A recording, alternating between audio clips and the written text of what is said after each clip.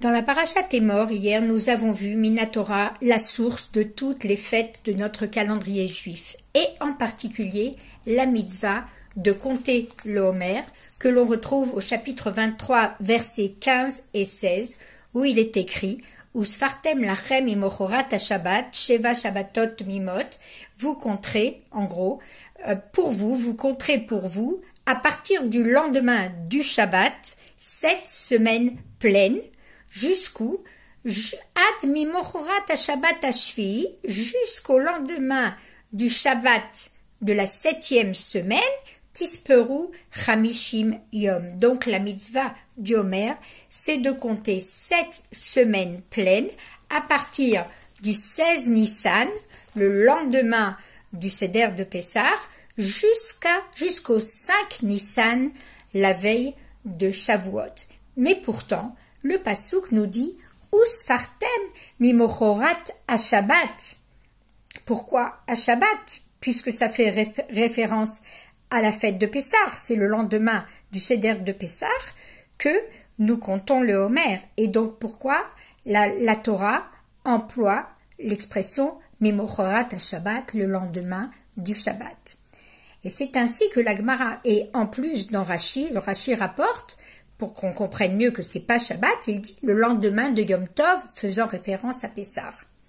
Mais c'est ainsi que la Gemara raconte que nos sages devaient apporter des preuves pour démontrer, même à ceux qui ne se reposent pas sur la loi orale, on va dire, même si on dit qu'on ne tient pas compte de la loi orale, chas v'shalom, eh bien que la Torah écrite en écrivant Mimochorat ha-Shabbat, elle sous-entend bien qu'il s'agit de Pessah, comme le Pérouche Rashi l'explique.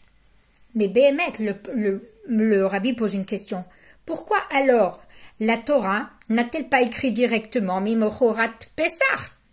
Comme ça, il n'y aurait pas eu lieu à aucune controverse, à aucune confusion, il n'y aurait pas eu d'erreur, et donc pas nécessaire de discuter ce point et d'amener les preuves à la pluie.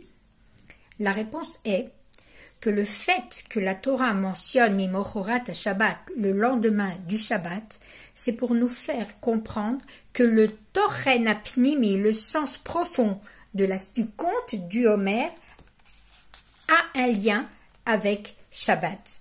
Et on va expliquer. Par la sortie d'Égypte, les Bnei Israël sont passés d'un extrême à l'autre, d'un état à l'autre. Ils ont traversé un changement radical. Ils se trouvaient engloutis spirituellement, physiquement par l'exil en Égypte, dans l'impureté la plus grande. On disait qu'ils étaient tombés dans les 49 portes d'impureté, au point que quand ils sont sortis de cette Égypte, ils sont passés à un degré de Gdusha très élevé quand ils ont reçu la Torah. Et donc le Ham Israël est passé d'un extrême à l'autre, de la plus grande impureté pour pouvoir recevoir la plus grande Gdusha pour Kabbalat Torah, pour recevoir la Torah. Mais pour passer de cette étape à l'autre, il était bien nécessaire qu'il y ait une période intermédiaire, une période de purification, d'élévation et de pureté essentielle, fondamentale, et qui a été justifiée par justement ce compte des 49 jours du Homer, dans lesquels les Bnei Israël ont pu réparer et raffiner et se nettoyer de l'impureté de l'Égypte et de raffiner leurs midot, leurs qualités, leurs défauts, de travailler leurs défauts, de se débarrasser de l'impureté de l'Égypte. Donc de travailler les midot du nefesh habehamit, de l'âme animale. En fait, la sortie d'Égypte fut la première étape de leur passage de l'impureté à la Gdusha. Mais comment ils ont réussi à faire cette chose-là? Grâce à Yetziat Misraïm, par l'intervention d'Akadosh Baruch Hu lui-même, comme il est écrit dans la Haggadah, Shenigla Aleem Meler Malche Amnachim Akadosh Baruch Hu Birvodo Beatzmo, qu'Akadosh Baruch Hu lui-même, c'est lui qui les a tirés de l'impureté de l'Égypte.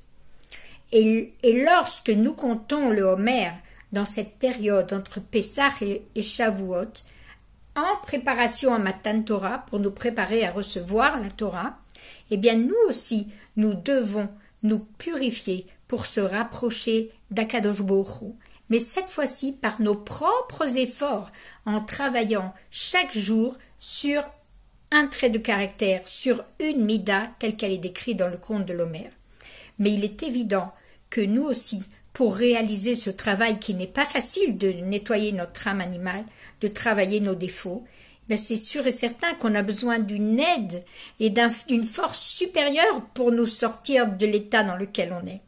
Mais c'est pourquoi il est écrit « Usfartem lachem imochorat ha-Shabbat » ici, pour nous, quand on compte le Homer, pour nous, chacun il doit faire l'effort de compter le Homer, de travailler sur ses midot. Et la Chassidoute explique que Usfartem, ça vient de la shon saphir. La racine du mot Usfartem, ça vient du mot saphir. Saphir, c'est une pierre précieuse qui brille. Pour pouvoir atteindre le degré et la capacité de pouvoir recevoir la Torah, les Bnei Israël et nous, on doit travailler sur nous au point de faire briller notre âme, de travailler nos défauts et de faire briller notre âme comme un saphir.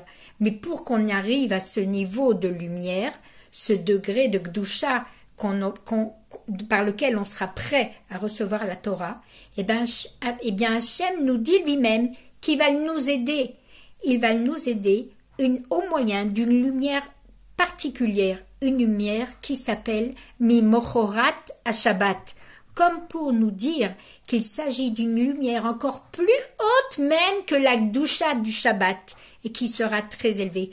Eh bien, quand nous on fait l'effort de compter le Homer, Akadosh Baruch Hu nous rajoute de la Gdusha et il nous envoie à un niveau de Gdusha qui est encore plus haut que Shabbat. Ça, c'est le message du pasuk Mimochorat ha-Shabbat.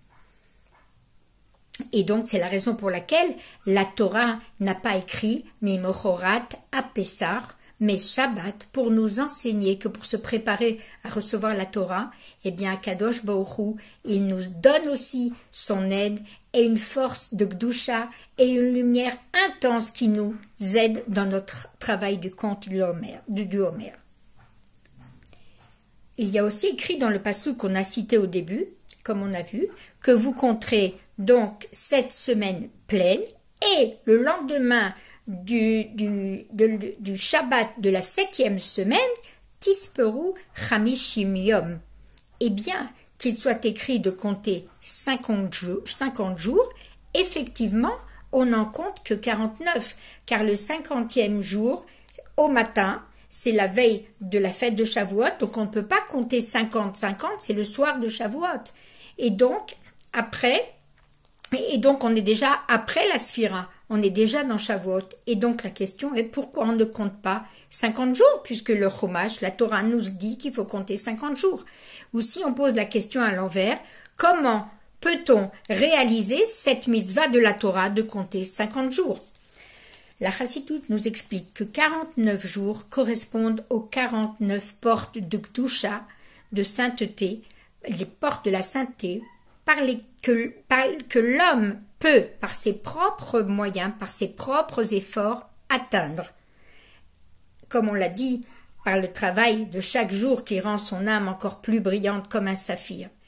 Et comme pour nous dire que chacun des jours du Homer, eh bien, on traverse une porte de Gdusha supplémentaire qui s'accumule au lendemain et par laquelle on reçoit encore une lumière spirituelle très élevée, de plus en plus élevée, qui nous permet de mériter d'arriver à la 50e porte. Mais la 50e porte, on ne peut pas la compter, c'est Sha'ar Hanun, car elle est au-dessus des facultés humaines. C'est au-dessus des facultés humaines de pouvoir y accéder. Par contre, celui qui a compté 49 jours et qui a fait ce travail de s'élever, de traverser en passant par ces 49 portes de Gdusha de jour en jour, eh bien Kadosh Baruch Hu lui offre en cadeau la lumière et la Gdusha de la 50e porte. Et c'est la raison pour laquelle il nous le compte comme si nous on l'avait compté. Et c'est la raison pour laquelle il est écrit donc que nous compterons Tisperu Chamishim Yom, vous compterez 50 jours. Et donc maintenant on voit que lorsque les Bnei Israël sont sortis d'Égypte, eh bien ils ont compté les jours, eux aussi. Et B'Etzem, la manière de compter les jours, c'était une élévation spirituelle dans les portes de la Gdusha en vue d'atteindre la sainteté la plus élevée qui illumina leur âme au moment de Matan Torah. Et nous, quand on compte le Homer, à nouveau, chaque année, on ne perpétue pas seulement le compte de nos ancêtres, mais ce qu'ils ont compté déjà nous a permis d'accéder à des niveaux de Gdusha encore plus élevés. Et nous, en comptant, nous continuons à nous élever par nous-mêmes dans ces chars et Gdusha, dans ces portes de sainteté. Si bien que chaque juif, en tant qu'individu, et tout le peuple juif, Birklal, dans son ensemble, s'élève de plus en plus et de mieux en mieux. Et c'est ainsi que nous nous préparerons à atteindre cette Gdusha la plus élevée, qui nous illuminera, qui humiliera notre âme, de manière galouille, qu'on verra notre Neshama, comment elle est liée à Kadosh Baruch Hu, et c'est la meilleure préparation pour être prêt à recevoir la Torah nouvelle que Mashiach nous dévoilera dans la Géoula Shlema.